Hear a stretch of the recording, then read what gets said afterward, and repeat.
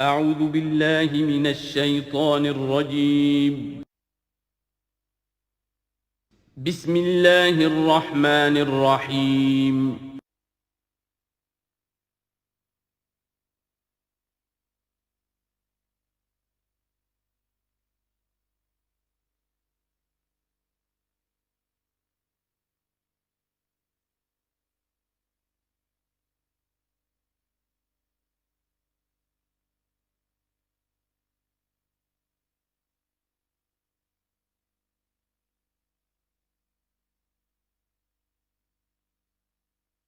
نحمده ونصلي على رسوله الكريم اما بعد فاعوذ بالله من الشيطان الرجيم بسم الله الرحمن الرحيم سيقول السفهاء من الناس ما ولاهم عن قبلتهم التي كانوا عليها قل لله المشرق والمغرب يهدي من يشاء الى صراط مستقيم صدق الله العظيم۔ اب یہ تحویل قبلہ کا مضمون براہ راست آ رہا ہے۔ اس کے لیے تمہیدی 2 رکوع ہم پڑھ چکے ہیں۔ حضرت ابراہیم کا تذکرہ جو معمار ہیں بیت اللہ کے، ابو الانبیاء ہیں، امام الناس ہیں، انہی کی ایک نسل بنی اسرائیل ہے، انہی کی ایک نسل بنی اسماعیل ہے۔ ان کا دین کیا تھا، اس کی بنیاد کیا تھی، انہوں نے اور خود ان کے پوتے حضرت یعقوب نے اپنی اولاد کو کس بات کی وصیت کی تھی، اب وہ اولاد مختلف پگڈنڈیوں پر چل کر کہاں کہاں پہنچ چکی ہے، یہ سارا پس منظر ہے اصل میں اس تحویل قبلہ کے لیے۔ اور تحویل قبلہ پر پورے 2 رکوع آ رہے ہیں۔ اس سے بسا اوقات یہ خیال پیدا ہوتا ہے، میرے ذہن میں بھی کبھی ہوتا تھا کہ یہ ایسی بڑی بات کیا تھی جس کے لیے قرآن مجید نے اتنے شد و مد کے ساتھ اور اس قدر تفصیل کے ساتھ بلکہ تکرار کے ساتھ بات کی۔ تو اصل میں اس کو یوں سمجھیے کہ ایک خاص مذہبی ذہنیت ہوتی ہے، اور وہ مذہبی ذہنیت یہ ہوتی ہے کہ اعمال کے ظاہر پر ان کی توجہ زیادہ مرکوز ہو جاتی ہے، اعمال کی جو روح ہے زیادہ اس کی طرف توجہ نہیں ہوتی۔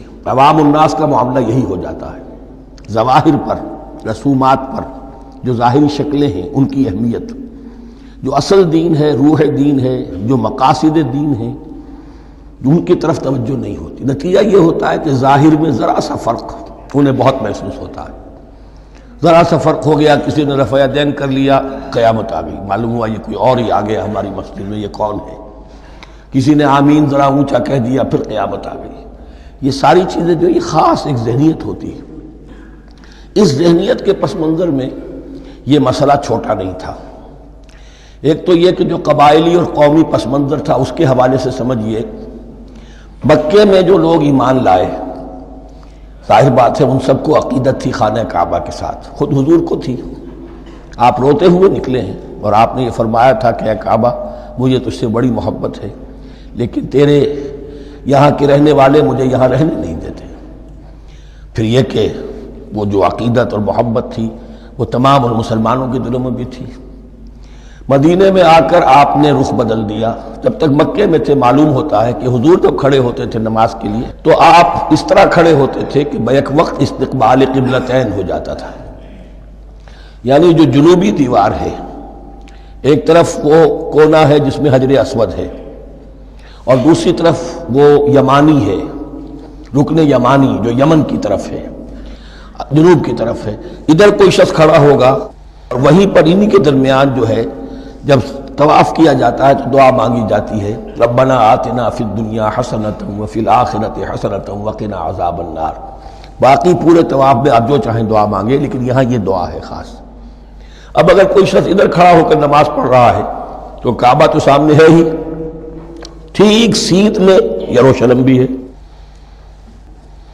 استقبال القبلتین، ایک ہی وقت میں 2 قبلوں کی طرف رخ ہو گیا۔ مدینہ میں آ کر معاملہ بدل گیا، مدینہ درمیان میں ہے، مکہ مکرمہ اس کے جنوب میں ہے اور یروشلم اس کے شمال میں ہے۔ اب جنوب کی طرف رخ کریں گے تو پیٹھ ہوگی یروشلم کی طرف، یروشلم کی طرف رخ کریں گے تو پیٹھ ہوگی کعبے کی طرف۔ اس میں امتحان ہو گیا ان لوگوں کا جو ایمان لائے تھے کہ آیا وہ محمد الرسول اللہ صلی اللہ علیہ وسلم کے فرمان کی پیروی کرتے ہیں یا اپنی پرانی عقیدتوں اور اپنی پرانی جو روایات ہیں ان کو زیادہ اہمیت دیتے ہیں۔ اللہ کا شکر ہے جو لوگ مکے سے آئے تھے ان کی اتنی تربیت ہو چکی تھی کہ ان میں سے کسی کے لیے کوئی مسئلہ پیدا نہیں ہوا۔ اقبال کا وہ مصرع پھر سنا رہا ہوں، بمصطفیٰ برساں خیش را کے دی ہموست، اگر بہو نہ رسیدی تمام بولا بیست۔ حالانکہ قرآن مجید میں کہیں منقول نہیں ہے کہ اللہ نے حکم دیا تھا، ہو سکتا ہے اللہ نے حضور کو وحی خفی کے ذریعے سے حکم دیا ہو، لیکن وحی جلی میں کہیں نہیں ہے کہ آپ کو حکم دیا گیا ہو کہ اب یروشلم کی طرف رخ کر کے نماز پڑھیے۔ یہ امتحان ہو گیا کہ رسول کا اتباع کتنا کچھ ہے۔ اب جب یہ حکم آیا اب امتحان ہو گیا جو مدینے میں رہنے والے جو ایمان لائے تھے ان کا، اس لیے کہ یہاں یہودی بھی تھے، بعض ان میں سے ایمان لائے، عبداللہ ابن سلام رضی اللہ تعالیٰ عنہ تھے، ان کو علماء میں سے تھے، لیکن جو اور دوسرے لوگ تھے وہ بھی زیر اثر تھے یہود کے علماء کے، ان کے دل میں بھی یروشلم کی عظمت تھی۔ اب جب انہیں رخ کرنا پڑا تو یہ ان کے ایمان کا امتحان ہو گیا۔ تو یہ بڑا امتحان تھا اس میں کہ جو سب کے لیے مثبر تھا، اور مسلمانوں میں سے بعض لوگوں کے دلوں میں یہ خیال بھی پیدا ہوا ہوگا اگر اصل قبلہ یہ تھا تو ہم نے اب تک جو نمازیں پڑھی ہیں وہ تو پھر ہم نے غلط اس پر پڑھی، ہماری اتنی سالوں کی کسی کو ایمان لائے وہ 10 برس ہو گئے، ہماری ان نمازوں کا کیا بنے گا؟ وہ نمازیں ضائع ہو گئیں تو نماز تو ایمان کا رکن رکین ہے، تو بڑی تشویش پیدا ہو گئی۔ اس کے ساتھ ہی ایک مسئلہ یہ پیدا ہوا سیاسی اعتبار سے کہ یہود اب تک تو یہ سمجھ رہے تھے کہ حضور نے اور مسلمانوں نے ہمارا قبلہ اختیار کر لیا ہے، تو گویا کہ ہمارے کیمپ فالوورز ہیں، ہمارا تو انہوں نے اتباع کیا ہے، لہذا ہمیں کوئی خاص اندیشہ نہیں ان کی طرف سے۔ لیکن اب جب قبلہ بدل گیا تو ان کے کان کھڑے ہو گئے کہ یہ تو پھر کوئی نئی اب ملت ہے اور نئی امت کی تشکیل ہو رہی ہے، لہذا ان کی طرف سے مخالفت جو تھی اس کے اندر شدت زیادہ پیدا ہو گئی۔ یہ سارے مضامین تھے کہ جو یہاں پر زیر بحث آ رہے ہیں۔ سَيَقُولُ السُّفَهَاءُ مِنَ النَّاسِ، بہت غیر معمولی ہے اس کا آغاز ہی اس آیت کا۔ ان قریب کہیں گے لوگوں میں سے احمق اور بے وقوف لوگ، مَا وَلَّاهُمْ عَنْ قِبْلَتِهِمُ الَّتِي كَانُوا عَلَيْهَا، کس چیز نے پھیر دیا انہیں اس قبلے سے کہ جس پر یہ تھے، یعنی یہ 16 مہینے نماز پڑھی ہے بیت المقدس کی طرف رخ کر کے یروشلم کی طرف، اب کس چیز نے پھیر دیا انہیں؟ قُلْ لِلَّهِ الْمَشْرِقُ وَالْمَغْرِبُ، دیکھیے وہی الفاظ جو 14ویں رکوع میں آئے تھے جو تمہید بن رہے تھے، کہہ دیجئے کہ اللہ ہی کے لیے ہے مشرق اور مغرب۔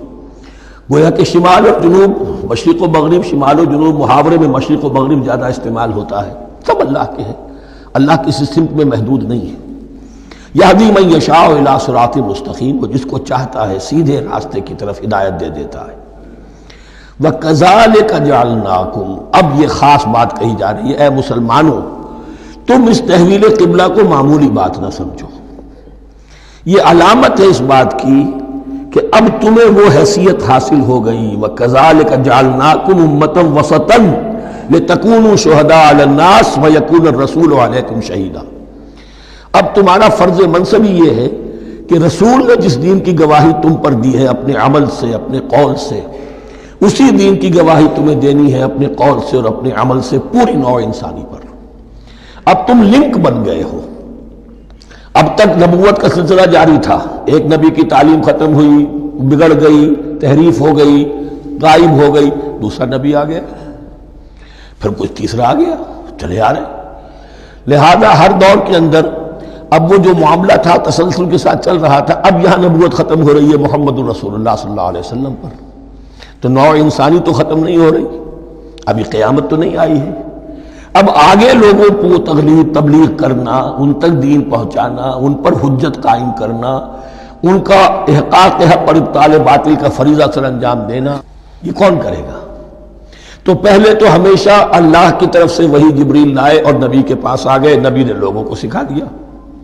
اب یہ کہ اللہ سے جبریل لائے محمد کے پاس، محمد نے سکھایا تمہیں، اور تمہیں سکھانا ہے پوری نوع انسانی کو، تو تم اب وہ درمیانی لنک ہو۔ وَكَذَلِكَ جَعَلْنَاكُمْ أُمَّةً وَسَطًا لِتَكُونُوا شُهَدَاءَ عَلَى النَّاسِ وَيَكُونَ الرَّسُولُ عَلَيْكُمْ شَهِيدًا، یہ مضمون زیادہ کھلے گا چل کر سورہ حج کی آخری آیات میں۔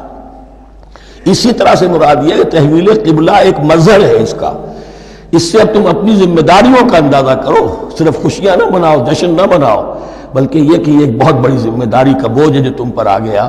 کبھی ہم نے اپنے بندے محمد کے کاندھوں پر جب یہ بوجھ رکھا تھا تو ان سے بھی کہا تھا صلی اللہ علیہ وسلم انا سنلقی علیک قولا ثقیلا، اے نبی ہم آپ پر ایک بھاری بات ڈالنے والے ہیں۔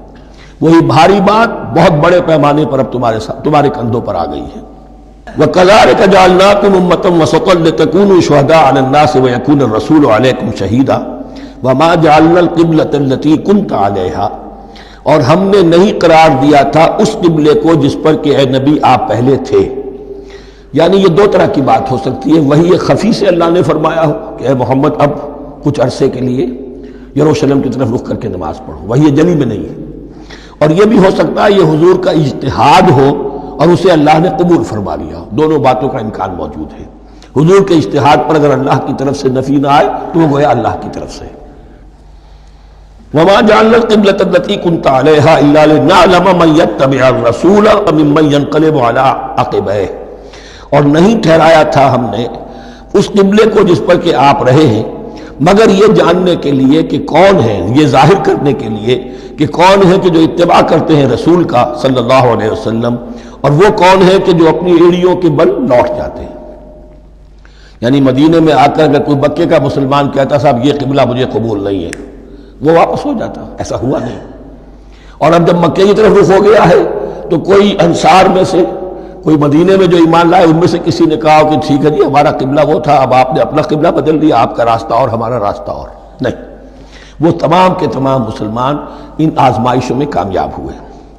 وَإِن كَانَتْ لَكَبِيرَةً إِلَّا عَلَى الَّذِينَ هَدَى اللَّهُ، اور واقعہ یہ ہے یقیناً یہ بہت بڑی بات تھی، اس طرح قبلے کے اندر تبدیلی قبول کر لینا آسان بات نہیں ہوتی، بڑا حساس مسئلہ ہوتا ہے، مگر ان کے لیے کہ جن کو اللہ نے ہدایت دی۔ وَمَا كَانَ اللَّهُ لِيُضِيعَ إِيمَانَكُمْ، اور اللہ ہرگز تمہارے ایمان کو ضائع کرنے والا نہیں ہے۔ ایمان سے یہاں مراد نماز جو ہے الصلاۃ عماد الدین، وہ جو تشویش ہو گئی تھی کہ ہماری ان نمازوں کا کیا بنے گا جو ہم نے 16 مہینے پڑھی ہیں بیت المقدس کی طرف رخ کر کے۔ وَمَا كَانَ اللَّهُ لِيُضِيعَ إِيمَانَكُمْ، اس وقت وہ حکم تھا رسول کا، وہ اللہ کے ہاں مقبول ہے، اس وقت یہ حکم ہے جو تمہیں رسول کی معرفت مل رہا ہے، اب تم اس کی پیروی کرو۔ ان اللہ بالناس لرؤوف الرحیم، یقیناً اللہ تعالیٰ تو انسانوں کے حق میں بہت ہی شفیق ہے اور بہت ہی رحیم ہے۔ قد نرى تقلب وجهك في السماء، معلوم ہوتا ہے خود حضور کو انتظار تھا اس فیصلے کا، اور معلوم ہوتا ہے کہ آپ پر بھی شاخ گزر رہا تھا یہ وقفہ کہ جس میں نماز پڑھتے ہوئے پیٹھ ہو رہی تھی بیت اللہ کی طرف، تو آپ بار بار آپ کی نگاہیں آسمان کی طرف اٹھتی تھی کہ کب وحی آئے، کب جبرائیل حکم لے کر آئیں۔ قد نرى تقلب وجهك في السماء، اے نبی ہم نے آپ کے چہرے کا بار بار آسمان کی طرف اٹھنا دیکھ لیا ہے۔ فَلَنُوَلِّيَنَّكَ قِبْلَةً تَرْضَاهَا، اس آیت میں بڑی شفقت، بڑی محبت، بڑی عنایت ہے محمد الرسول اللہ صلی اللہ علیہ وسلم کے لیے اللہ کی طرف سے، تو ہم بدلے دیتے ہیں، پھیرے دیتے ہیں قبلہ جو آپ کو پسند ہے۔ ظاہر بات ہے کہ حضور کو جو محبت تھی اور جو بھی آپ کو ایک رشتہ قلبی تھا بیت اللہ کے ساتھ، فَلَنُوَلِّيَنَّكَ قِبْلَةً تَرْضَاهَا، ہم بدلے دیتے ہیں، بدل دیں گے قبلہ اسی طرف جو آپ کو پسند ہے۔ فَوَلِّ وَجْهَكَ شَطْرَ الْمَسْجِدِ الْحَرَامِ، تو بس اب پھیر دیجئے اپنے رخ کو مسجد حرام کے رخ پر۔ وَحَيْثُ مَا كُنْتُمْ، اور مسلمانوں جہاں کہیں بھی تم ہو، مدینے میں ہو یا کہیں اور ہو، مغرب میں ہو، شمال میں ہو، جنوب میں ہو، کہیں ہو، فَوَلُّوا وُجُوهَكُمْ شَطْرَهُ، تو اپنا چہرہ نماز میں اسی کے رخ پر پھیرو۔ وَإِنَّ الَّذِينَ أُوتُوا الْكِتَابَ لَيَعْلَمُونَ أَنَّهُ الْحَقُّ مِنْ رَبِّهِمْ، اور جن لوگوں کو کتاب دی گئی تھی وہ جانتے ہیں کہ یہ حق ہے ان کے پروردگار کی طرف سے۔ تورات میں بھی یہ مذکور تھا کہ اصل قبلہ ابراہیمی وہی تھا، اس لیے کہ یروشلم تو تعمیر کیا ہے حضرت ابراہیم سے کوئی 1000 سال کے بعد حضرت سلیمان نے۔ یہ جو بھی ہیکل سلیمانی ہے کم سے کم 1000 برس کا فصل ہے حضرت ابراہیم میں حضرت سلیمان میں۔ تو حضرت ابراہیم کا قبلہ کون سا تھا؟ تو وہ بھی مولانا امین احسن اصلاحی صاحب نے اردو میں ترجمہ کیا ہے مولانا حمید الدین فراہی کی کتاب کا، اور وہ بہت اہم ہے اس موضوع کو سمجھنے کے لیے۔ بہت سے مسلمان مفسرین نے بھی اس میں ٹھوکر کھائی ہے۔ ان الذین اوتوا الکتاب لیعلمون انہ الحق من ربہم وما اللہ بغافل عما یعملون، اور اللہ غافل نہیں ہے اس سے کہ جو وہ کر رہے ہیں۔ وَلَئِنْ أَتَيْتَ الَّذِينَ أُوتُوا الْكِتَابَ بِكُلِّ آیَةٍ مَا تَبِعُوا قِبْلَتَكَ، اے نبی آپ ان اہل کتاب کو اگر تمام دلائل بھی دے دیں گے، تمام نشانیاں بھی دکھا دیں گے، تب بھی یہ آپ کے قبلے کی پیروی نہیں کریں گے۔ وَمَا أَنْتَ بِتَابِعٍ قِبْلَتَهُمْ، اور نہ ہی اب آپ پیروی کرنے والے ہیں ان کے قبلے کی، یہ تو لکم دینکم ولی دین والا معاملہ ہو گیا۔ وَمَا بَعْضُهُمْ بِتَابِعٍ قِبْلَةَ بَعْضٍ، حد یہ ہے کہ یہ خود جو ہے آپس میں ایک دوسرے کے قبلے کی پیروی نہیں کرتے، یعنی نصارہ اور یہود اگرچہ یروشلم سب کا قبلہ ہے، لیکن عین یروشلم میں جا کر جو یہودی ہیں وہ مغربی گوشے کو اختیار کرتے تھے، مغرب کی طرف رخ کرتے تھے ہیکل سلیمانی میں، اور جو نصارہ ہے وہ مشرق کی طرف، اس لیے کہ حضرت مریم سلام علیہا نے جو اعتکاف کیا تھا مکاناً شرقیہ، وہ جو مکان تھا ان کا جہاں اعتکاف تھا، جہاں فرشتہ ان کے پاس آیا ہے، وہ ہیکل کے کسی شرقی گوشے میں تھا، تو انہوں نے عیسائیوں نے اسی کو اپنا شرقی گوشے کو قبلہ بنا لیا۔ وَلَئِنِ اتَّبَعْتَ أَهْوَاءَهُمْ، اور اے نبی اگر بالفرض آپ نے ان کی خواہشات کی پیروی کی، من بعد ما جاءك من العلم، اس کے بعد کہ آپ کے پاس العلم صحیح علم آ چکا ہے، إِنَّكَ إِذًا لَّمِنَ الظَّالِمِينَ، تو آپ بھی پھر ظلم کرنے والوں میں سے ہو جائیں گے، معاذ اللہ۔ الذین آتیناہم الکتاب یعرفونہ کما یعرفون ابناءہم، جن لوگوں کو ہم نے کتاب دی، یعنی تورات اور انجیل کے جو صحیح ماننے والے ہیں، یہ نکتہ یہاں نوٹ کر لیجئے، تورات اور انجیل کے ماننے والوں میں سے غلط کاروں کے لیے مجہول کا صیغہ آتا ہے، اوتوا الکتاب، جنہیں کتاب دی گئی تھی، اور جو ان میں سے ٹھیک تھے، صحیح رخ پر تھے، ان کے لیے معروف کا صیغہ ہوتا ہے جنہیں کتاب ہم نے دی تھی۔ یہ انداز جو ہے معروف اور مجہول کا، یہ آپ دیکھیں گے کہ فرق ہوگا، جہاں ان کی کسی غلط بات کا تذکرہ ہوگا الذین اوتوا الکتاب، اور جہاں اچھی بات کا تو وہاں یہ کہ جو آتیناہم الکتاب، الذین آتیناہم الکتاب یعرفونہ کما یعرفون ابناءہم، وہ ایسے ہی پہچانتے ہیں اس کو۔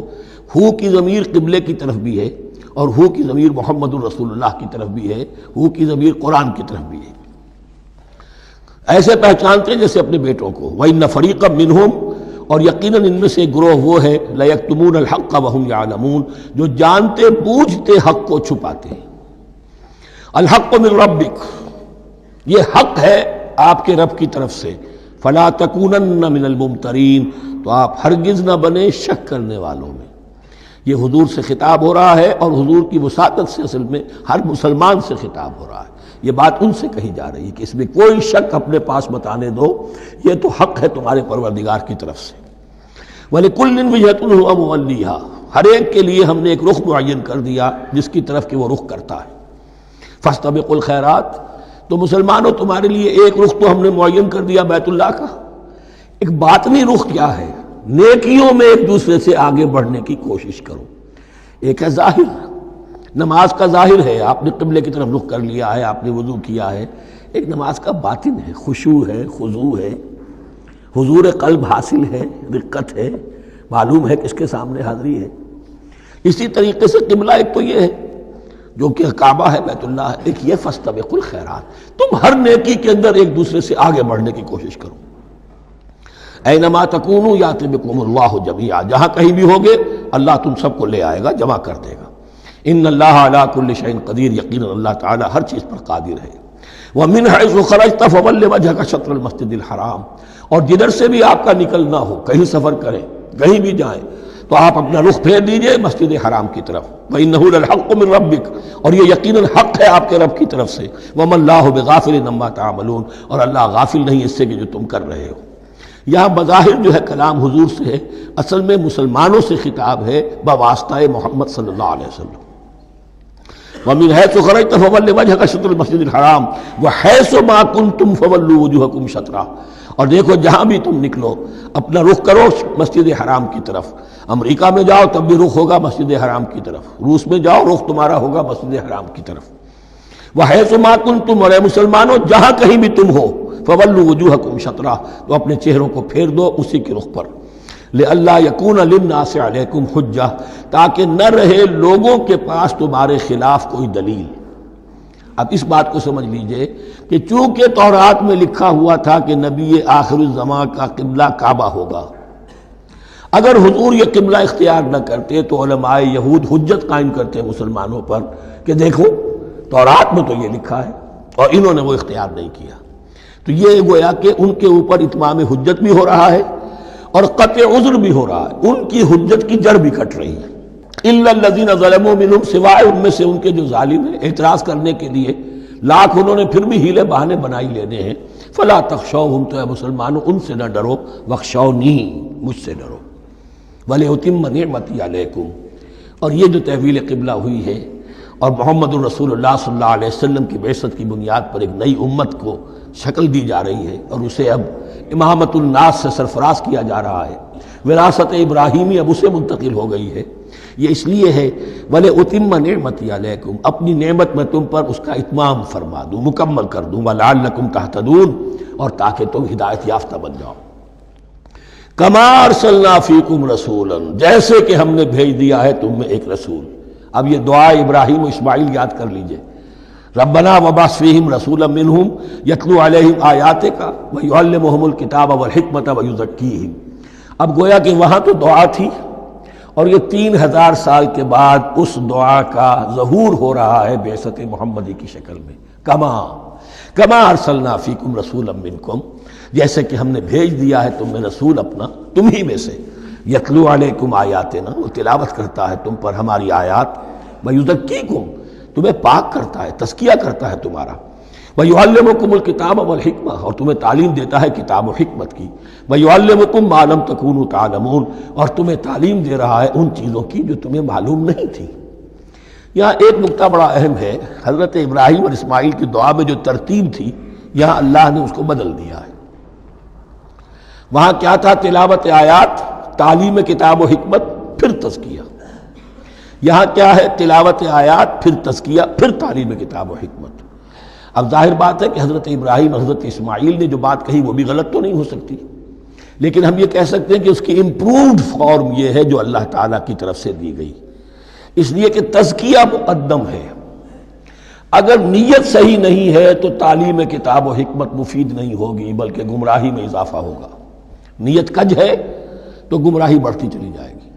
اور تزکیہ کا حاصل کیا ہے؟ نیت درست ہو جائے، اخلاص، نحن لہ مخلصون.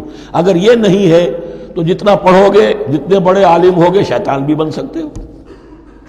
بڑے بڑے فتنے عالموں نے اٹھائے ہیں. یہ جو دین اکبری تھا یا دین الہی تھا، اکبر کے تو باپ دادا کو کبھی خیال نہیں آ سکتا تھا اس کا. یہ پٹی پڑھانے والے کون تھے؟ ابو الفضل اور فیضی جیسے علماء، بہت بڑے علماء. اسی طرح غلام احمد قادیانی، اس کو اصل میں جو بھی پٹیاں پڑھائی ہیں وہ تو پڑھائی حکیم نور الدین نے جو بہت بڑا عالم تھا، اہل حدیث عالم تھا. تو در حقیقت بہت بڑا عالم ہوگا، اگر اس کی کج ہو گئی نیت تو اتنا ہی بڑا فتنہ اٹھا دے گا.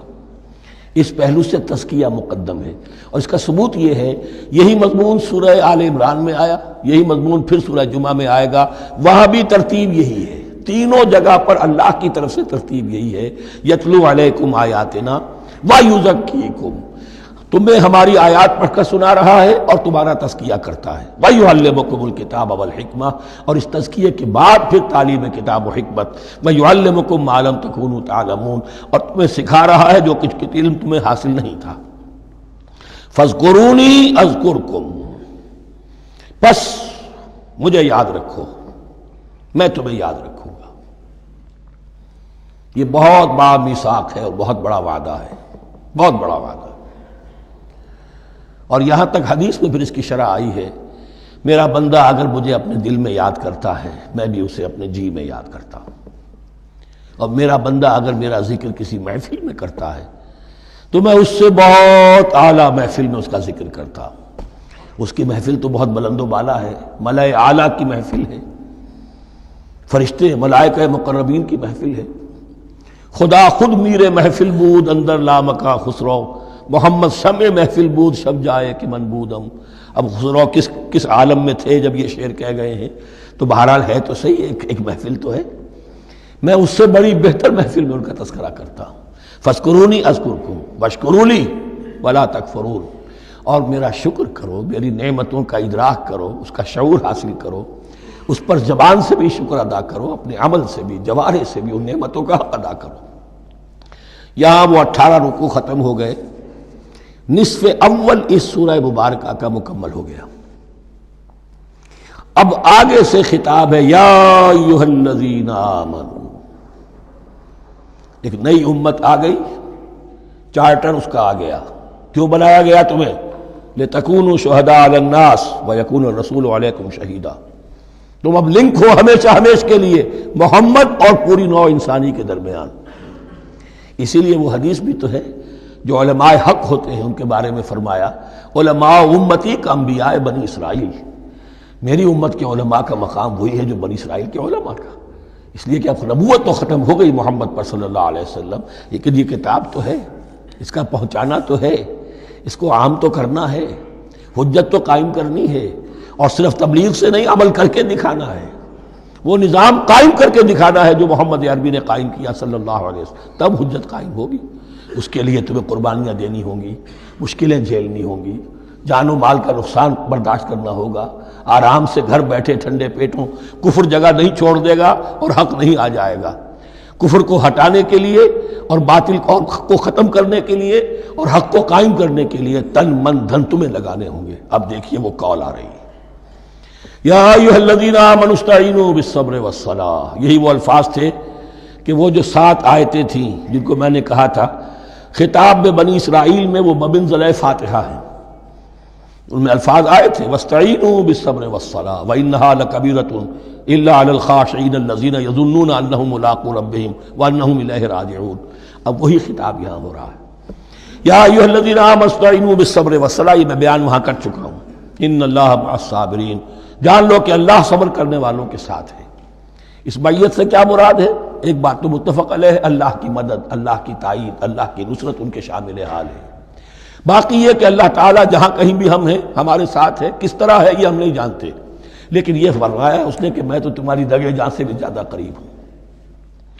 وَلَا تَقُولُوا لِمَنْ يُقْتَلُ فِي سَبِيلِ اللَّهِ أَمْوَاتٌ، اب پہلے ہی قدم پر قتل کی بات آ گئی۔ شرط اول قدم این است کہ مجنون باشی، پہلا قدم یہ ہے جانے دینے کے لیے تیار ہو جاؤ۔ وَلَا تَقُولُوا لِمَنْ يُقْتَلُ فِي سَبِيلِ اللَّهِ أَمْوَاتٌ، مت کہو ان کو کہ جو اللہ کی راہ میں قتل ہو جائیں مردہ، وہ مردہ نہیں ہے، بل احیاء، وہ زندہ ہے، وَلَٰكِن لَا تَشْعُرُونَ، لیکن تمہیں اس کا شعور نہیں ہے۔ شہداء جو اللہ کی راہ میں قتل ہو جائیں ان کے لیے یوم آخر تک کا انتظار نہیں ہے، ان کو براہ راست جنت میں داخلہ ملتا ہے۔ قیل ادخل الجنہ قال یا لیت قومی یعلمون بما غفر لی ربی وجعلنی من المکرمین، وہاں تاخیر نہیں ہے، لہذا وہ تو زندہ ہیں۔ یہی مضمون پھر آئے گا سورہ آل عمران میں اور زیادہ نکھر کر، وَلَنَبْلُوَنَّكُمْ بِشَيْءٍ مِّنَ الْخَوْفِ وَالْجُوعِ۔ اب یہ ہے کہ پہلے سے دکھا دیا، اللہ تعالیٰ دھوکہ نہیں دینا چاہتا۔ دیکھ لو جس راہ میں قدم رکھا ہے، اب آزمائشیں آئیں گی، تکلیفیں آئیں گی، رشتہ دار ناراض ہوں گے، بیوی شوہر سے لڑے گی، شوہر بیوی سے لڑے گا، اولاد والدین سے جدا ہوگی، یہ سب کچھ ہوگا، فساد ہوگا، فتور ہوگا، تصادم ہوگا، جان و مال کا نقصان ہوگا۔ وَلَنَبْلُوَنَّكُمْ، ہم لازماً آزمائیں گے تمہیں، بِشَيْءٍ مِّنَ الْخَوْفِ، خوف کی کیفیت سے، وَالْجُوعِ، بھوک، فاقے، کیسے کیسے فاقے آئے ہیں، کیا ہوا ہے غزوہ احزاب میں، کیا ہوا ہے جو اس سے بعد جو جیش العسرہ ہے، تبوک کی جنگ ہے، وَنَقْصٍ مِّنَ الْأَمْوَالِ وَالْأَنفُسِ وَالثَّمَرَاتِ، اور نقصانات ہوں گے مالی بھی جانی بھی، اور ثمرات۔ اب ثمرات یہاں دو معنی دے رہا ہے، چونکہ مدینے والوں کی جو تھی اصل جو ان کی معیشت تھی وہ زرعی تھی، پھل، خاص طور پر کھجور، یہ ان کی پیداوار تھی، جسے آج کل آپ کہتے ہیں کیش کراپ جو ہے ان کی، وہ یہ تھی۔ اب ایسا بھی ہوگا کہ فصل تیار کھڑی ہے، اگر اسے اتارا نہ کھجور سے تو ضائع ہو جائے گی، اور ادھر سے تبوک کا حکم آ گیا نکلو اللہ کی راہ، یہ ساری فصل ضائع ہو جائے گی۔ امتحان ہو گیا کہ نہیں؟ اور اس کے علاوہ ایک اور ہے اس کا مفہوم، انسان کچھ بہت محنت کرتا ہے، جد و جہد کرتا ہے، کیریئر بناتا ہے، اپنا ایک مقام بنا لیتا ہے اس کیریئر میں، اس پروفیشن میں، اس راستے پر آتا ہے تو کچھ اور ہی شکل اختیار کرنی پڑتی ہے۔ وہ تجارت کے زمانے میں جو محنت کی تھی، وہ کیریئر کو اب جمانے میں جو محنت کی تھی، وہ سارا کا سارا معاملہ جو ہے وہ کھو کر پھر اس وادی میں آنا پڑتا ہے۔ وَلَنَبْلُوَنَّكُمْ، یہ بھی ثمرات ہیں نا، محنت کے ثمرات۔ وَلَنَبْلُوَنَّكُمْ بِشَيْءٍ مِّنَ الْخَوْفِ وَالْجُوعِ وَنَقْصٍ مِّنَ الْأَمْوَالِ وَالْأَنفُسِ وَالثَّمَرَاتِ وَبَشِّرِ الصَّابِرِينَ، اور اے نبی بشارت دیجئے صابروں کو، صبر کرنے والوں کو۔ یہ کون ہے؟ الذین اذا اصابتہم مصیبۃ، وہ لوگ کہ جن کو جب بھی کوئی مصیبت آئے قالوا انا للہ وانا الیہ راجعون، وہ کہتے ہیں ہم اللہ ہی کے تو ہیں، اللہ ہی کی طرف ہمیں لوٹ جانا ہے، کل بھی جانا تھا آج چلے جائیں، حاضر ہیں، جتنی جلدی بلا لیں۔ نشان مرد مومن باتوں گویم جو مرگ آیا تبسم مر لبے اوست، مرد مومن کی تو نشانی یہی ہے کہ جب موت آئے تو مسرت کے ساتھ اس کے چہرے پر، اس کے ہونٹوں پر مسکراہٹ ہو۔ یہ ایمان، جو میں نے کہا تھا لٹمس ٹیسٹ یہ ہے کہ بندہ مومن اس دنیا میں زیادہ رہنے کی خواہش نہیں کر سکتا۔ لائف از اے لائبلٹی، جو لمحہ آ رہا ہے اس کا حساب دینا ہوگا، تو جتنی عمر بڑھ رہی حساب بڑھ رہا ہے۔ It's not an asset, it's a liability. اور الدنیا سجن المومن و جنت الکافر، یہ تو مومن کے لیے ایک قید خانہ ہے، ہاں کافروں کی جنت۔ وَبَشِّرِ الصَّابِرِينَ الَّذِينَ إِذَا أَصَابَتْهُمْ مُصِيبَةٌ قَالُوا إِنَّا لِلَّهِ وَإِنَّا إِلَيْهِ رَاجِعُونَ أُولَٰئِكَ عَلَيْهِمْ صَلَوَاتٌ مِّن رَّبِّهِمْ وَرَحْمَةٌ، یہ ہیں وہ لوگ کہ جن پر ہر وقت اللہ کی عنایتوں کا نزول ہوتا رہتا ہے اور رحمت کی بارش ہوتی رہتی ہے۔ وَأُولَٰئِكَ هُمُ الْمُهْتَدُونَ، اور یہی لوگ ہیں ہدایت یافتہ جنہوں نے واقعتاً ہدایت کو اختیار کیا ہے۔ اور جو ایسے مرحلے پر ٹھٹک کر کھڑے رہ جائیں، پیچھے رہ جائیں، پیچھے بیٹھ جائیں، پیٹھ موڑ لیں، وہ گویا کہ ختم ہوا ان کا معاملہ۔ اب چونکہ اس معاملے میں بحث ہو گئی تھی خانہ کعبہ کی بھی، پھر اسی میں مقام ابراہیم کی بات آ گئی تھی، تو کچھ ذہنوں میں سوال پیدا ہوا کہ یہ جو حج کے مناسک میں صفا اور مروہ جو ہے یہ بھی تو آخر اسی کا جو ہے، تو ان کی کیا حقیقت ہے، کوئی حقیقت ہے یا نہیں؟ فرمایا ان الصفا والمروہ من شعائر اللہ، یہ بھی اللہ کے شاعر میں سے ہے۔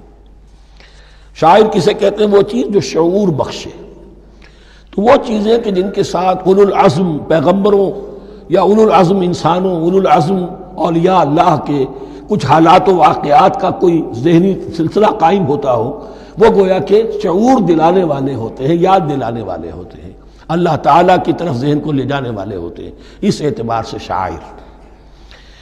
ان الصفا والمروہ من شعائر اللہ فمن حج البیت او اعتمر فلا جناح علیہ ان یطوف بہما، تو جو کوئی بھی ہمارے گھر کا حج کرے، بیت اللہ کا حج کرے یا عمرہ کرے، اعتمر، فلا جناح علیہ، تو کوئی حرج نہیں ہے اس پر، ان یطوف بہما، کہ ان دونوں کا بھی طواف کرے، وہ جو 7 چکر لگائے جاتے ہیں، ان الصفا والمروہ۔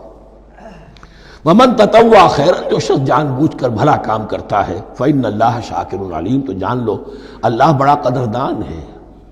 اب شکر انسان کرتا ہے تو اس کے معنی کیا ہوں گے؟ احسان مند ہونا۔ وہی شکر اللہ کرتا ہے شکور، اس کے کیا معنی ہوں گے؟ قدردانی، میرے بندے نے یہ کام کیا، میرے بندے نے میرے لیے یہ محنت کی، یہ قربانی دی۔ ان اللہ شاکر علیم، اور جانتا ہے، چاہے کسی اور کو پتہ نہ چلے اسے تو معلوم ہے۔ اگر تم نے اللہ کی رضا جوئی کے لیے کسی کو کوئی مالی مدد دی ہے اس حال میں کہ جو کچھ داہنے ہاتھ نے دیا ہے بائیں کو بھی خبر نہیں ہونے دی، کجا یہ کہ کسی اور انسان کے سامنے اس کا تذکرہ ہو، تو اب یہ جو ہے اللہ کے تو علم میں ہے۔ اگر تو اللہ سے اجر و ثواب چاہتے ہو تو اس کا ڈنڈورا پیٹنے کی کوئی ضرورت نہیں، اور اگر تم نے لوگوں کو دکھانے کے لیے کیا تھا تو وہ تو شرک ہو گیا، لائبلٹی ہو گئی۔ ان الذین یکتمون ما انزلنا من البینات، اب یہاں پھر کچھ آخری یوں سمجھیے کہ یہ اب جس کو کہتے ہیں موپنگ اپ آپریشن، بات مضمون تو پورا ختم ہو گیا لیکن کچھ نہیں صحیح چیزیں ابھی ہیں سابقہ امت مسلمہ کے بارے میں کہنے کی، وہ مزید ایڈ کی جا رہی ہیں۔ ان الذین یکتمون ما انزلنا من البینات والہدی من بعد ما بیناہ للناس فی الکتاب اولئک یلعنهم اللہ یلعنهم اللاعنون، یقیناً وہ لوگ جو چھپاتے ہیں اس شے کو جو ہم نے نازل کی ہے بینات میں سے اور ہدایت میں سے، اس کے بعد کہ ہم نے ان کو واضح کر دیا ہے لوگوں کے لیے کتاب میں، وہ لوگ ہیں کہ جن پر لعنت کرتا ہے اللہ، اور لعنت کرتے ہیں تمام لعنت کرنے والے۔ یعنی علم ایک بہت بڑی جو ہے امانت ہے، اس علم کا چھپانا، کتمان حق، ہم آیت پڑھ آئے ہیں وَمَنْ أَظْلَمُ مِمَّنْ يَكْتُمُ شَهَادَةً عِنْدَهُ مِنَ اللَّهِ، اگر اللہ کی طرف سے کوئی گواہی کسی کے پاس ہے وہ اسے چھپا لے تو اس سے بڑا ظالم کون ہوگا؟ اب انہی کی وضاحت ہو رہی ہے، کیسی کیسی کھلی شہادتیں تورات اور انجیل میں تھیں اور ان کو یہ چھپائے پھر رہے ہیں۔ ان الذين يكتمون ما انزلنا من البينات والهدى من بعد ما بيناه للناس في الكتاب اولئك يلعنهم الله ويلعنهم اللاعنون الا الذين تابوا واصلحوا وبينوا، سوائے ان کے کہ جو توبہ کریں، رجوع کریں اور اپنی اصلاح کر لیں اور اب واضح کریں وہ شے کہ جو انہوں نے چھپائی ہوئی تھی اسے ظاہر کریں۔ فاولئک اتوب علیہم، تو ان کی توبہ میں قبول کروں گا اور ان کی طرف میں نگاہ التفات میں اپنی پھر ان کی طرف متوجہ کر دوں گا۔ وَأَنَا التَّوَّابُ الرَّحِيمُ، اور میں تو ہوں ہی توبہ کا قبول کرنے والا اور رحم فرمانے والا۔ إِنَّ الَّذِينَ كَفَرُوا وَمَاتُوا وَهُمْ كُفَّارٌ، یقیناً جن لوگوں نے کفر کیا اور وہ مرے اسی حال میں کہ کفر پر قائم تھے، أُولَٰئِكَ عَلَيْهِمْ لَعْنَةُ اللَّهِ وَالْمَلَائِكَةِ وَالنَّاسِ أَجْمَعِينَ، ان پر تو لعنت ہے اللہ کی بھی اور فرشتوں کی بھی اور تمام انسانوں کی بھی۔ خالدین فیہا، اس لعنت کی کیفیت میں وہ اب ہمیشہ رہیں گے۔ لا یخفف عنہم العذاب، نہ ان پر سے عذاب کے اندر کوئی کمی کی جائے گی، ولا ہم ینظرون، نہ انہیں کوئی مہلت ملے گی کہ عذاب کا تسلسل ذرا سی دیر کے لیے وقفہ ہو جائے، سانس لینے کی مہلت مل جائے۔ ولا ہم ینظرون۔ وَإِلَٰهُكُمْ إِلَٰهٌ وَاحِدٌ، سن لو تمہارا الہ اور معبود ایک ہی الہ ہے۔ لا الہ الا هو الرحمن الرحیم، اس کے سوا کوئی الہ نہیں ہے اور وہ رحمان ہے اور رحیم ہے۔ اب جو آیت آ رہی ہے اس کے پڑھنے سے پہلے ایک بات سمجھ لیجئے کہ یہ جو اب 22 رکوعوں کا مضمون ہم پڑھ رہے ہیں، مجھے یہ بات آج شروع میں واضح کرنی چاہیے تھی، اس میں ترتیب کیا ہے۔ میں پہلے عرض کر چکا ہوں کہ پہلے 18 رکوعوں کی تقسیم ورٹیکل کی ہے ہم نے، 18 کو 4 رکوع ادھر، 10 درمیان میں، پھر 4 ادھر۔ یہاں اب چلے گی ہاریزونٹل تقسیم، افقی تقسیم، اور اس کی بھی شکل کیا ہے کہ 4 مضامین ہیں کہ جو تانے بانے کے ساتھ بنے ہوئے ہیں، یا 4 لڑیاں ہیں مضمون کی کہ جن کو بٹ کر رسی بنا دیا گیا۔ وہ 4 مضامین کیا ہیں؟ مسلمانوں سے خطاب میں ان کے لیے عبادات اور احکام اور شرائع،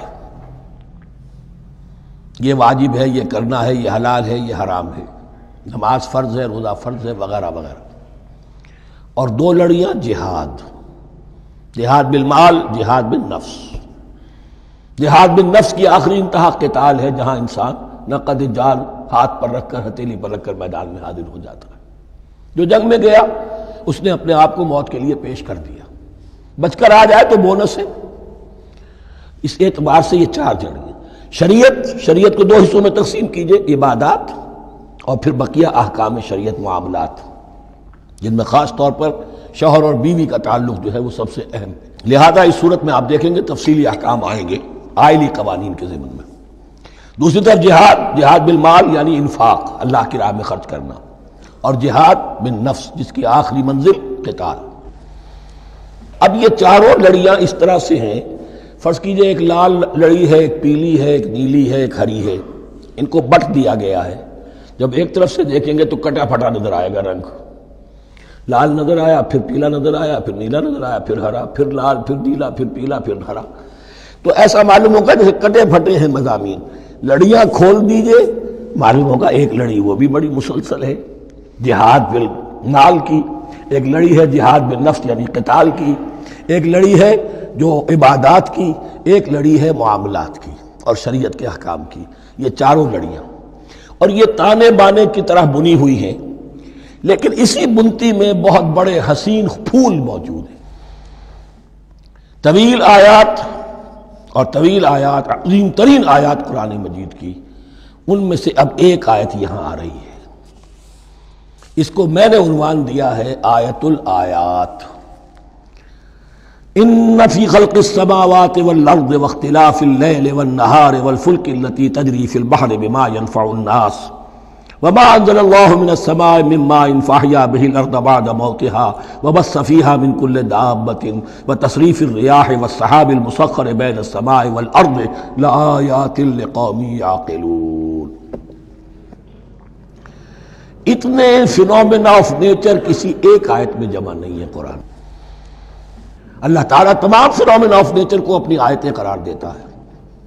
آسمان اور زمین کی تخلیق، رات اور دن کا الٹ پھیر مختلف جگہوں پر، اور یہ جو ستارے ہیں اور یہ جو بھی نباتات ہیں زمین کی، ان میں سے آیتیں ہی آیت۔ لیکن ان آیت الآیات کو جس طرح یہاں ایک آیت میں سمویا ہے، یہ حکمت کا ایک بہت بڑا پھول ہے، بہت بڑا پھول جو ان چار لڑیوں کی بنتی کے اندر آ گیا ہے۔ یقیناً آسمان اور زمین کی تخلیق میں اور رات اور دن کے الٹ پھیر میں اور اس جہاز میں یا کشتی میں جو چلتی ہیں سمندر میں یا دریاؤں میں، وہ سامان لے کر جو لوگوں کو نفع دیتا ہے، بما ينفع الناس وما انزل اللہ من السماء من ماء، اور اس پانی میں کہ جو اللہ نے اتارا ہے آسمان سے، فاحیا به الارض بعد موتها، اور پھر اس سے وہ زندہ کر دیتا ہے زمین کو اس کے مردہ ہو جانے کے بعد۔ بے آب و گیا زمین پڑی تھی، بارش ہوئی ہے، اسی میں سے روئیدگی آ گئی ہے۔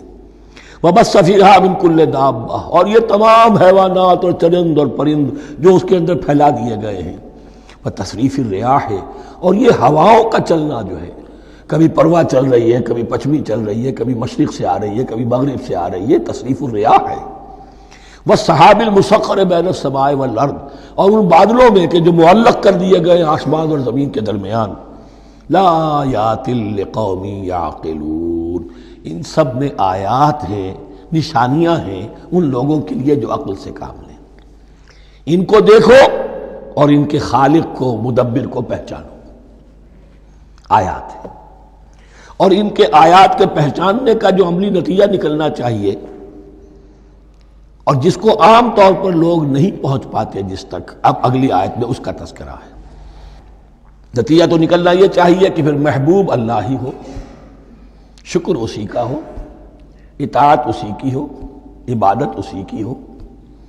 جب سورج میں کچھ نہیں، یہ تو اللہ نے اس کو بنایا ہے، یہ حرارت جو ہے اللہ نے دی ہے، چاند میں کچھ نہیں، ہوائیں چلانے والا کوئی وہی تو ہے۔ تو اب کسی شے کے لیے کوئی شکر نہیں، کسی شے کے لیے کوئی عبادت نہیں، کوئی ڈنڈوت نہیں، کوئی سجدہ نہیں، بلکہ صرف اللہ کے لیے، اور وہی مطلوب و مقصود بن جائے، وہی محبوب ہو۔ لا محبوب الا اللہ، لا مقصود الا اللہ، لا مطلوب الا اللہ۔ جن لوگوں کی یہاں تک رسائی نہیں ہو جاتی، وہ لوگ کسی اور شے کو اپنا محبوب و مطلوب بنا کر اس کی پرستی شروع کر دیتے ہیں۔ خدا تک نہیں پہنچے، اپنے نفسی کو معبود بنا لیا، جو یہ کہے کر رہے، معبود تو ہو گیا۔ ارأیت من اتخذ الہہ ہواہ، اپنے قوم کو معبود بنا لیا، قوم کی برتری کے لیے اور قوم کی سربلندی کے لیے جانے بھی دے رہے، وطن کو معبود بنا لیا۔ اس حقیقت کو علامہ اقبال نے سمجھا ہے، اس دور کا سب سے بڑا بت وطن ہے۔ اس دور میں میں اور ہے، جام اور ہے، جم اور، ساقی نے بنا کی روش لطف و ستم اور، تہذیب کے آزر نے ترشوائے صنم اور، مسلم نے بھی تعمیر کیا اپنا حرم اور، ان تازہ خداؤں میں بڑا سب سے وطن ہے، جو پیرہن اس کا ہے وہ مذہب کا کفن ہے۔ نیشنلزم، ٹیریٹوریل، وطنی قومیت، وطن کی جے، یہ معبود بنائے بیٹھے۔ تو اب یہاں سنیے، ومن الناس، اور لوگوں میں سے کچھ ایسے بھی ہیں، من یتخذ من دون اللہ اندادا، جو اللہ کو چھوڑ کر کچھ اور چیزوں کو اس کا مد مقابل بنا دیتے ہیں۔ وطن کو بنا لیا، قوم کو بنا لیا، ہیومنزم، انسانیت، نوع انسانی، ہم اس کے خدمتگار ہیں، ہم اس کی بہتری کے لیے کام کر رہے ہیں، یہ بھی ایک معبود بن گیا۔ اور سب سے گھٹیا انسان وہ ہے کہ اپنے ہی حسن کا دیوانہ بنا پھرتا ہوں، اپنا ہی نفس ہے، اسی کے گر چکر لگا رہا ہے، وہی حریم ہے اس کا، وہی حرم ہے اس کا، اور وہ طواف کر رہا ہے اپنے نفس کا، تو وہ بھی تو اس کا ایک معبود ہے۔ لوگوں میں سے وہ بھی ہیں کہ جو اللہ کو چھوڑ کر کسی اور چیز کو اس کا مد مقابل بنا دیتے ہیں۔ یحبونہم کحب اللہ، اور ان سے محبت کرنے لگتے ہیں جیسی کہ اللہ سے کرنی چاہیے۔ یہ فلسفہ ہے اصل میں، ہندی میں سے آدرش کہتے ہیں، عربی میں نصب العین، انگلش میں آئیڈیل۔ ہر باشعور انسان کسی شے کو اپنا آئیڈیل بناتا ہے اور اس سے پھر محبت کرتا ہے، اس کے لیے جیتا ہے، اس کے لیے مرتا ہے۔ قربانیاں دیتا ہے، ایثار کرتا ہے، قوم کے لیے قربانی، وطن کے لیے قربانی، فلاح کے لیے قربانی، خود اپنی ذات کے لیے قربانی۔ یحبونہ کحب اللہ، یہ سارے کام تو اللہ کے لیے کرنے کے تھے۔ جیو اللہ کے لیے، مرو اللہ کے لیے، محبت اس سے کرو۔ ان صلاتی و نسکی و محیای و مماتی للہ رب العالمین۔ تم نے اپنی یہ ساری نسبتیں کسی اور شے کے ساتھ وابستہ کر دی، تم نے اللہ کا مد مقابل تراش لیا۔ می تراشت فکر ما ہر دم خدا بندے دیگر، رست از یک بند تا افتاد در بندے دیگر۔ انسان معبود تراشتا رہتا ہے اپنے ذہن سے، اور ان کے لیے محبت کرتا ہے، جانیں دیتا ہے، قربانیاں دیتا ہے۔ وَمِنَ النَّاسِ مَن يَتَّخِذُ مِن دُونِ اللَّهِ أَندَادًا يُحِبُّونَهُمْ كَحُبِّ اللَّهِ، یہ مضمون بھی سورہ حج میں زیادہ واضح ہوگا۔ وَالَّذِينَ آمَنُوا أَشَدُّ حُبًّا لِلَّهِ، پھر یہ لٹمس ٹیسٹ کا لفظ میری زبان پر آ رہا ہے، اور جو لوگ واقعتاً صاحب ایمان ہوتے ہیں ان کی شدید ترین محبت ہوتی ہے اللہ کے ساتھ۔ اگر یہ نہیں ہے، اگر یہ نہیں تو بابا پھر سب کہانیاں ہیں۔ کوئی شے اللہ سے زیادہ محبوب ہو گئی وہ تمہاری معبود ہے، تم نے اللہ کو چھوڑ دیا، چاہے وہ دولت ہی ہے، تائس عبد الدینار و عبد الدرہم، ہلاک اور برباد ہو جائے درہم و دینار کا بندہ۔ نام عبد الرحمن ہے، حقیقت میں عبد الدینار ہے۔ دینار آنا چاہیے، حرام سے آئے، حلال سے آئے، جائز سے آئے، ناجائز سے آئے، تو معبود اللہ نہیں ہے، معبود دینار ہے۔ ہندو نے یہ کیا کہ لکشمی دیوی کی ایک مورتی بنا کر پوجنا شروع کر دیا، یہ لکشمی دیوی اگر ذرا مہربان ہو جائے گی دولت آ جائے گی۔ ہم نے کہا ہٹاؤ اس درمیان کے لنک کو، سیدھے ہی دولت کو کیوں نہ پوجو، پیٹرو ڈالر کو پوجو، ڈالر کو پوجو، ترک وطن کرو، ماں باپ کو چھوڑو یہاں سے سکتا ہوا کہ مر رہے ہیں اور کوئی ان کا بیٹا ان کی بیٹی ان کے پاس نہیں، کس لیے؟ ڈالر۔ کون معبود ہوا؟ وَمِنَ النَّاسِ مَن يَتَّخِذُ مِن دُونِ اللَّهِ أَندَادًا يُحِبُّونَهُمْ كَحُبِّ اللَّهِ وَالَّذِينَ آمَنُوا أَشَدُّ حُبًّا لِلَّهِ وَلَوْ يَرَى الَّذِينَ ظَلَمُوا إِذْ يَرَوْنَ الْعَذَابَ أَنَّ الْقُوَّةَ لِلَّهِ جَمِيعًا، اور کاش کہ دیکھ لیتے یہ لوگ جو اس شرک میں اور اس گناہ میں مبتلا ہیں، ظلم شرک کے معنی، جب وہ دیکھیں گے عذاب کو اور یہ بات واضح ہو جائے گی کہ قوت تو ساری کی ساری اللہ کے ہاتھ میں ہے، کسی کے پاس کچھ نہیں۔ وَأَنَّ اللَّهَ شَدِيدُ الْعِقَابِ، اور یہ کہ اللہ سزا شدید العذاب، اللہ سزا دینے میں بہت سخت ہے۔ اس وقت آنکھ کھلے گی تو فائدہ کیا ہوگا؟ اب آنکھ کھلے تو فائدہ ہے۔ اِسْتَبَرَّأَ الَّذِينَ اتُّبِعُوا مِنَ الَّذِينَ اتَّبَعُوا، اب انسانی معاشرے کے اندر یہ ہوتا ہے، کچھ لوگ ہوتے ہیں لیڈر لوگ جو اپنے پیچھے لوگوں کو لگا لیتے ہیں، چاہے ڈیماگوگز ہو، چاہے مذہبی جو ہے وہ مسندوں کے والی ہوں، اپنے پیچھے لگاتے ہیں، اور ان کے پیچھے لگنے والے جو ہیں وہ یہ سمجھتے ہوئے ان کی عزت بھی ہے، ان کا احترام بھی ہے، ان کے نیچے دبے بھی ہوئے، ان کا پیچھے پیچھے چلتے ہیں۔ قیامت کے دن وہ تبرہ کریں گے، ان تم نے ہمیں مروایا، ہم تمہاری پیروی کرتے رہے، ہم نے سمجھا تم جو کہہ رہے ہیں وہ ٹھیک ہے، ہم نے تمہیں اپنا لیڈر مانا۔ اب وہ اعلان برات کریں گے، اللہ ہمارا ان سے کوئی تعلق نہیں۔ استبرأ الذین اتبعوا، اور اس کے جواب میں پھر وہ کریں گے ہمارا تم سے کوئی تعلق نہیں۔ اس روز کے جن لوگوں کا اتباع کیا گیا تھا دنیا میں، لیڈر لوگ، وہ ان لوگوں سے جنہوں نے پیروی کی تھی ان سے تبرہ کریں گے۔ وَرَأَوُا الْعَذَابَ وَتَقَطَّعَتْ بِهِمُ الْأَسْبَابُ، اور وہ دیکھ لیں گے عذاب کو، نگاہوں کے سامنے جہنم آ جائے گی اور تمام رشتے منقطع ہو جائیں گے۔ یوم یفر المرء من اخیہ وامہ وابیہ وصاحبتہ وبنیہ لکل امرئ منہم یومئذ شأن یغنیہ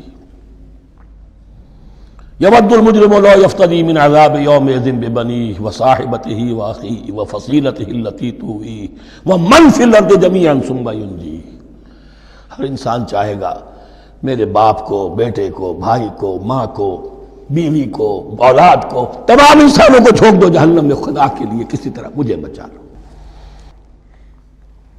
تقطعت بہم الاسباب، سارے رشتے منقطع ہو جائیں گے، جن رشتوں کی وجہ سے حرام کو حلال اور حلال کو حرام کر رہے ہو، جن کی دلجوئی کے لیے حرام کی کمائی کرتے ہو، جن کی دلجوئی کے لیے دین کے راستے سے آگے نہیں بڑھ رہے ہو، دین کے راستے میں بیوی ناراض نہ ہو جائے، گھر والے ناراض نہ ہو جائیں. بتقطعت بہم الاسباب، یہ سارے رشتے یہیں تک کے لیے ختم ہو جائیں. وقال الذین اتبعوا، اور جو ان کے پیروکار تھے وہ کہیں گے لو ان لنا کرۃ، اگر کہیں ہمیں دنیا میں لوٹنا نصیب ہو جائے، فنتبرأ منہم کما تبرؤوا منا، تو ہم بھی ان سے اسی طرح برات کریں گے جیسے آج یہ ہم سے برات کر رہے ہیں. کذالک یریہم اللہ اعمالہم حسرات علیہم، اس طرح اللہ ان کو دکھائے گا ان کے اعمال حسرتیں بن جائیں گی. کاش کہ ہم نے سمجھا ہوتا، کاش کہ ہم نے ان کی پیروی نہ کی ہوتی، کاش کہ ہم نے ان کو اپنا لیڈر اور اپنا ہادی اور رہنما نہ مانا ہوتا. وما ہم بخارجین من النار، لیکن وہ اب آگ سے نکلنے والے نہیں ہوں گے. یا ایھا الناس کلوا مما فی الارض حلالا طیبا ولا تتبعوا خطوات الشیطان انہ لکم عدو مبین. اے لوگو، زمین میں جو کچھ حلال اور طیب ہے، حلال ہے اور پاک ہے، صاف ستھری چیز اور حلال چیز، وہ کھاؤ، اور شیطان کے نقش قدم کی پیروی نہ کرو. انہ لکم عدو مبین، یقیناً وہ تمہارے لیے کھلا دشمن ہے. یہ بحث اصل میں کھلے گی سورہ انعام میں جا کر. وہاں عرب میں یہ رواج تھا، بتوں کے نام پر کوئی جانور چھوڑ دیتے تھے، جیسے ہندوؤں میں بھی تھی رواج، ہم نے تو بچپن میں دیکھا ہے. کوئی سانڈ چھوڑ دیا، کسی کے کان جو ہے وہ چیر دیے، یہ فلاں بت کے لیے ہے، فلاں دیوی کے لیے ہے. اب اسے کوئی کچھ نہیں کہہ سکتا تھا، وہ جہاں چاہیں وہ منہ ماریں جا کر ان کا، اور پھر ان کا ظاہر بات ہے ان کا گوشت کیسے کھایا جا سکتا تھا. تو عرب میں بھی یہ رواج تھے، اور ابھی تک اس کے کچھ نہ کچھ ریزیڈول ایفیکٹس تھے. آباء و اجداد کی جو رسمیں چلی آ رہی ہوں وہ آسانی سے جو ہے وہ چھوٹتی نہیں ہے، کچھ نہ کچھ اثرات رہتے ہیں، جیسے آج تک ہمارے ہاں ہندوانہ اثرات موجود ہیں. تو ایسے لوگوں سے کہا جا رہا ہے کہ یہ تمام حرمتیں جو تمہارے ان لوگوں نے مشرکین نے بنا لی تھی، یہ جانور حرام، یہ جانور حرام ہو گیا، اسے فلاں کے نام پر نامزد کیا ہے، اس اونٹ کی جو ہے اتنی اونٹنیوں کے ساتھ جفتی ہو چکی ہے، اب بس اس کو خالی کر دو، چھوڑ دو، نہ اس کے اوپر سواری کی جائے گی اور نہ اس کا گوشت کھایا جائے گا. یہ کوئی نہیں ہے. جو چیز حلال ہے اصلاً اور طیب ہے، کھاؤ. انما یامرکم بالسوء والفحشاء، یقیناً شیطان تمہیں حکم دیتا ہے بدی کا اور بے حیائی کا. وان تقولوا علی اللہ ما لا تعلمون، اور اس کا کہ تم کہو اللہ کی طرف نسبت کر کے جو تم جانتے نہیں ہو کہ اللہ نے حرام کیا. بھائی تمہیں کہاں معلوم؟ کوئی دلیل لاؤ، کسی کتاب میں دکھاؤ کہ اللہ نے یہ چیز حرام کر دی.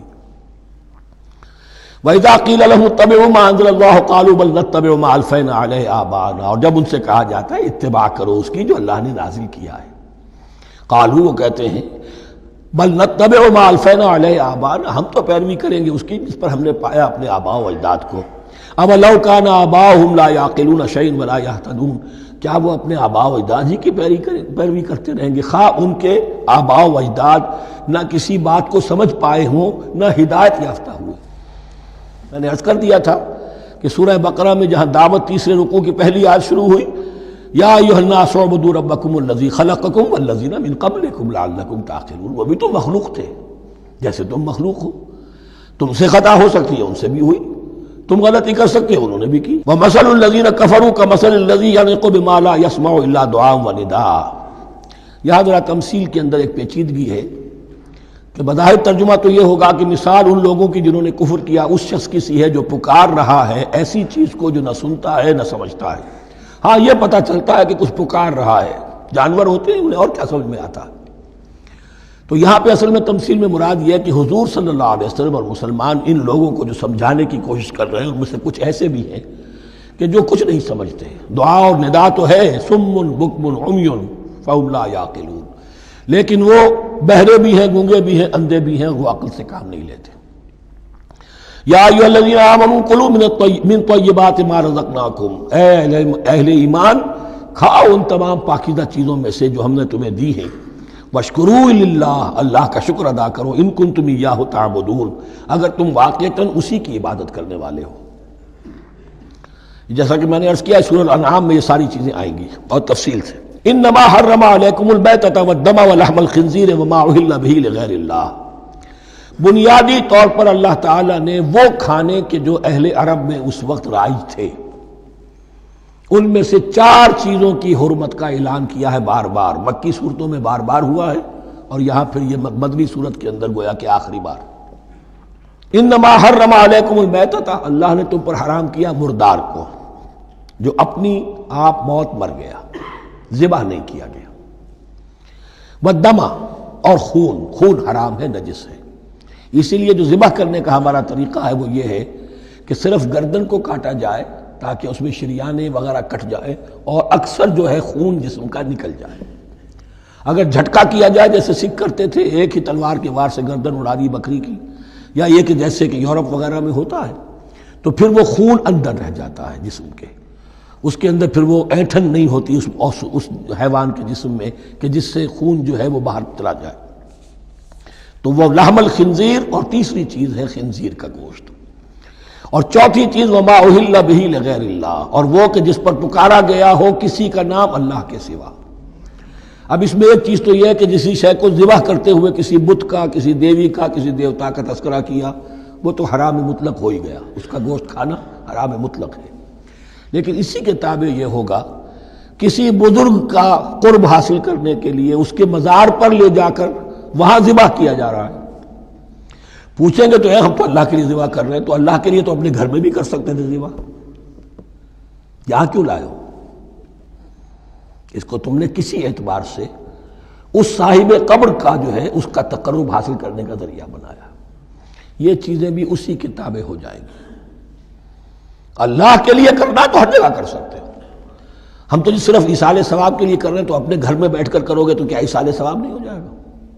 ٹھیک ہے اللہ، ہم یہ خرچ کر رہے ہیں، ہم نے یہ جانور ذبح کیا ہے تیرے لیے، اس کا ثواب جو ہے فلاں کو پہنچا دے۔ یہ ہے چار چیزیں بنیادی طور پر۔ فمن اضطر غیر باغ ولا عاد، ان میں بھی ایک رعایت ہے، اگر کوئی مضطر ہو گیا ہے، مجبور ہو گیا ہے، جان نکل رہی ہے اور کوئی شے کھانے کو نہیں، لیکن دو شرطیں پوری ہو، غیر باغ ولا عاد، وہ اس حرام کی طرف رغبت نہ رکھتا ہو، اور نہ جو ناگزیر حد ہے جان بچانے کی اس سے آگے بڑھے۔ صرف جان بچانے کے لیے مردار کا گوشت بھی کھا سکتا ہے، سور کا گوشت بھی کھا سکتا ہے، جو بھی چاہے، جان بچانے کے لیے یہ رخصت ہے، لیکن اس شے کی طرف کوئی رغبت اور میلان طبیعت میں نہ ہو۔ یہ اللہ تو جانتا ہے، اگر تو معاملہ اس سے ہے تو اس سے تو چھپی ہوئی بات نہیں ہے، اور جتنا ناگزیر ہے جان بچانے کے لیے اس سے آگے نہ بڑھے۔ فلا اثم علیہ، ان دو شرطوں کے ساتھ جان بچانے کے لیے حرام چیز بھی کھائی جا سکتی ہے۔ ان اللہ غفور الرحیم، یقیناً اللہ غفور الرحیم ہے۔ ان الذین یکتمون ما انزل اللہ من الکتاب ویشترون بہ ثمنا قلیلا، یقیناً وہ لوگ جو چھپاتے ہیں اس کو جو اللہ نے نازل کیا ہے کتاب میں سے اور فروخت کرتے ہیں انہیں بہت حقیر سی قیمت پر، اولئک ما یاکلون فی بطونہم الا النار، یہ لوگ نہیں بھر رہے اپنے پیٹوں میں مگر آگ۔ ولا یکلمہم اللہ یوم القیامہ، اللہ ان سے کلام نہیں کرے گا قیامت کے دن۔ ولا یزکیہم، نہ انہیں پاک کرے گا۔ ولہم عذاب علیم، ان کے لیے دردناک عذاب ہے۔ اولئک الذین اشتروا الضلالۃ بالہدی، یہ ہیں وہ لوگ کہ جنہوں نے ہدایت دے کر ضلالت خرید لی ہے، والعذاب بالمغفرہ، اور مغفرت اللہ کی اپنے ہاتھ سے دے کر عذاب خرید لیا ہے۔ فما اصبرہم علی النار، تو کتنا ہے ان کا حوصلہ آگ کے لیے، بڑے صابر ہیں اس جہنم کی آگ کے لیے، کس طرح تیاری کر رہے ہیں۔ ذالک بان اللہ نزل الکتاب بالحق، یہ اس لیے کہ اللہ نے تو کتاب نازل کی حق کے ساتھ۔ وان الذین اختلفوا فی الکتاب لفی شقاق بعید، اور یقیناً جن لوگوں نے کتاب اور شریعت میں پھر یہ پگڈنڈیاں نکالی، اختلاف کی، وہ بڑی ہی دشمنی میں اور بڑی ہی شقاوت کے اندر مبتلا ہو گئے۔ بارک اللہ لی ولکم فی القرآن العظیم ونفعنی وإیاکم بالآیات والذکر الحکیم۔